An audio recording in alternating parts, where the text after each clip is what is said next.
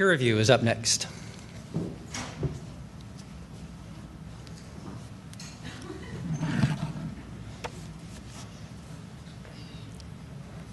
Does it matter which clicker? Oh, I'm using. I don't know. Glenn, which clicker did you use, this one or the other one?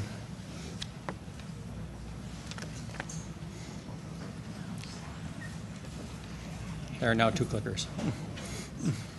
That's the one I use. Okay. Okay.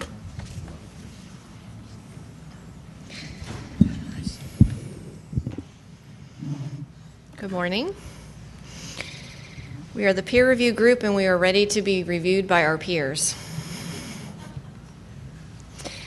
So over the last 2 days, we have discussed peer review in all of the publishing outputs and research outputs that we could possibly think of, though we have not fully been able to explore all of the peer review that happens, but we do try to take a view of what is happening within the research continuum.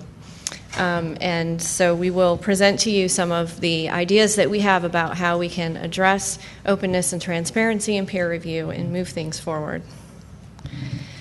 So some of our recommendations include a move to greater transparency and inclusiveness. We want to explore separating the evaluation of rigor from the evaluation of interest and originality in a way to speed time to publication. That new approaches must lessen rather than increase the burden to reviewers. So we want to make sure that we're protecting that reviewer pool. We recognize that there needs to be some evidence-based analysis of peer review, which is sorely lacking, but there are groups that are starting to do some really qualitative research on peer review models and processes, so we would encourage that. And we have to address the incentives and motivations for peer review.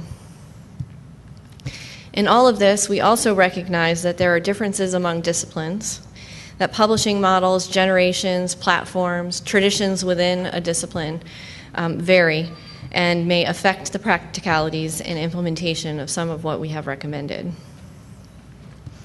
So in order for everyone to be on the same page, we did start with a general definition of what we considered peer review, and we talked a lot about peer review with capital P's and R's and peer review with lowercase p's and R's. But in general, that peer review is a critical evaluation by relevant, non-biased experts to give constructive feedback with a goal of providing validation and improvement of the scholarship. And it includes judgment of impact and interest to the field. Like I said earlier, we did look at the, oh wait, we're not moving. Okay, we did look at the entire process as we could document in this crazy little figure here over a short period of time, but we looked at all the different places within the research process where peer review, whether it be formal or informal, could occur. But we really want to talk about peer review as not just the gatekeeping of the scholarly process. So we took a look at the three basic areas where peer review can occur in pre-publication, during sort of the traditional peer review process, and then post-publication peer review. So we wanted to share some of our recommendations from all three of those categories. So with pre-publication, and we put that in quotes because that could actually be in a number of steps, but to encourage all stakeholders to use preprint servers so that work is available sooner and to enable a wider review audience. And I think that inclusiveness was an important part of what we talked about. To develop more flexible, nonlinear process for peer review to facilitate the scholarly engagement and collaboration. Collaboration was also an important idea for us, is talking about the openness of the process. And we have some caveats that the type of review will depend on the output, the timing, the stage at which it might be reviewed, that there will be differences in how data and software are reviewed than how paper is reviewed, how ideas are reviewed, how grant proposals are reviewed. So those things will have a variation, and that the benefit would be that we're recommending with getting content out sooner, research out sooner, and being reviewed, that there's an establishing a priority and increasing the speed at which information is disseminated.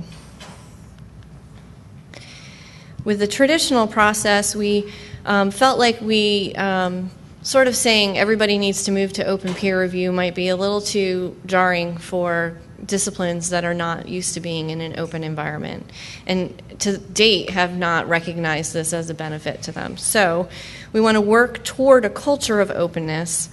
We definitely need to hear from authors and the complete spectrum of stakeholders to do this, but one of the things that we talked about were giving options to reviewers to be named, and giving options to authors and reviewers to have reviews published. We need to explore the problems. Why would people be resistant to a more open peer review process, whether there are real or perceived issues? And then to really consider decoupling the publication of reviews and disclosure of reviewer names, that there's a universe where it would be possible to disclose reviewer names and not disclose reviews, and vice versa.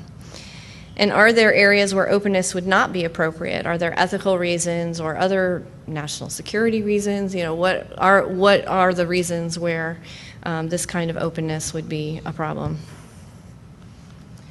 In the post-publication world, you know, we really thought like there needed to be maybe some consideration for making it a more formal process.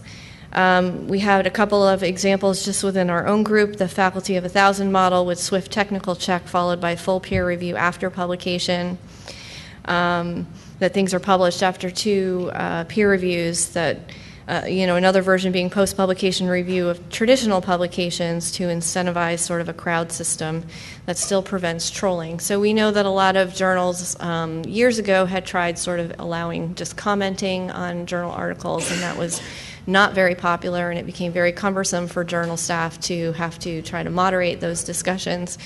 So if there was a more formal process that was not as difficult as the process may be today for people to continue to talk about research once it's been published.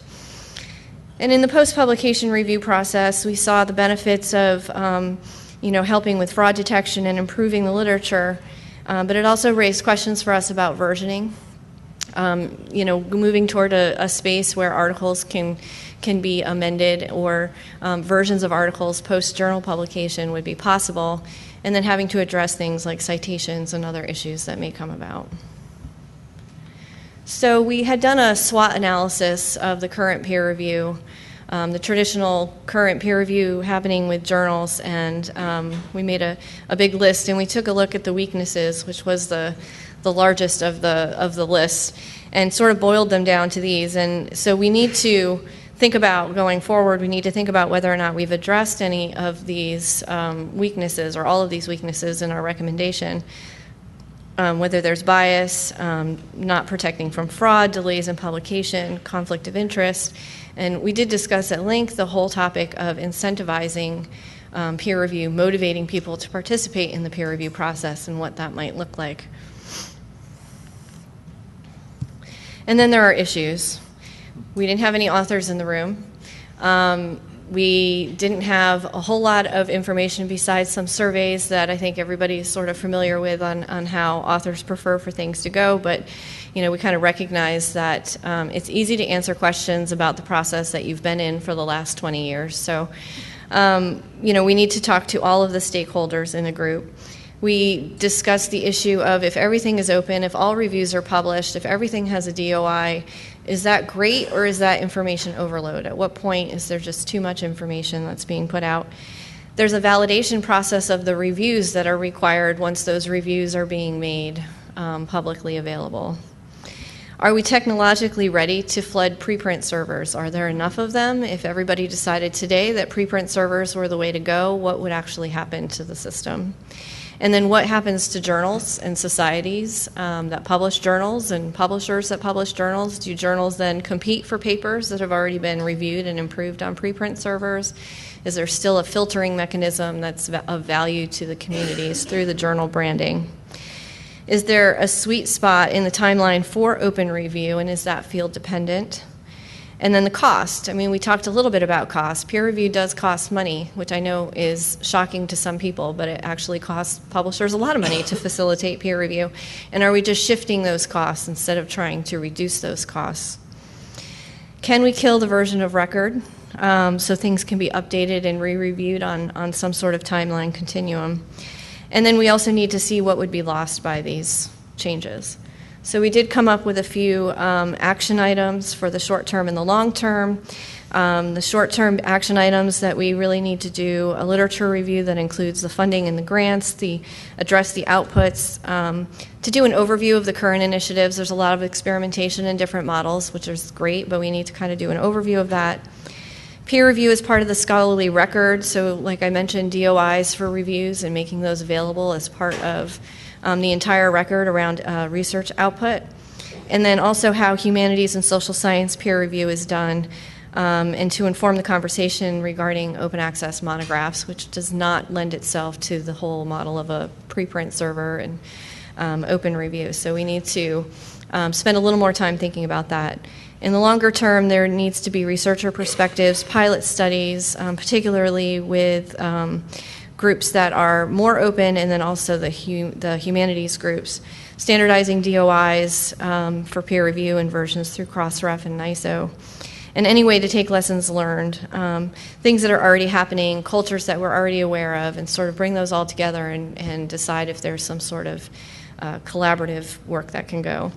We did come up with a list of stakeholders, which I won't spend a whole lot of time on because I think I'm probably out of it. And these are all the participants, and the only other thing I'll mention is that we all came together, as you all did, with a couple hours each day to discuss the topic. And while I think we came up with some good ideas, we all recognize that this was not an exhaustive research project. We welcome your views and hope to get some good feedback. Thank you.